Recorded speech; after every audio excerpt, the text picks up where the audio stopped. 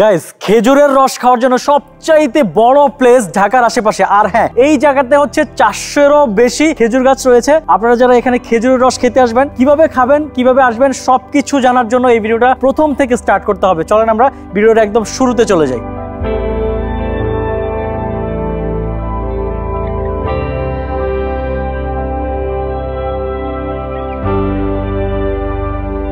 তো এখন বাজে হচ্ছে রাত 4টা আর আমরা এখন আছি হচ্ছে শিহাবের বাসার নিচে। তো আমরা যাচ্ছি হচ্ছে গাজীপুরে। আর আমাদের প্রচুর পরিমাণ ক্রেভিং করছে যে শীতের মধ্যে যে খেজুরের রসটা ওইটা খাওয়ার জন্য। তো রাস্তা হচ্ছে রোড ম্যাপটা আমি একদম যেতে যেতে আপনাদেরকে স্টেপ বাই স্টেপ বলে দিব। তো আজকে আমরা আমাদের গাড়ি নিচ্ছি না, আমরা নিচ্ছি হচ্ছে শিহাবের মনস্টার ভটকা গাড়ি আর কি। যাই হোক, এই গাড়ির ব্রেক আছে, গাইস গাড়ির সব আছে, গাড়ি টান কিন্তু 100। আরে গাড়ির সব আছে, খালি ব্রেকটা নাই।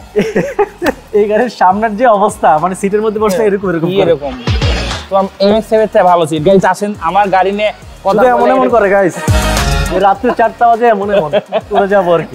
গাইস আপনি আমার সিটটা দেখেন, এটা কি কথা বলে, এটা কি সিট? এটা MX-7 থেকে বেটার, তুলি দিয়ে মোড়ানো।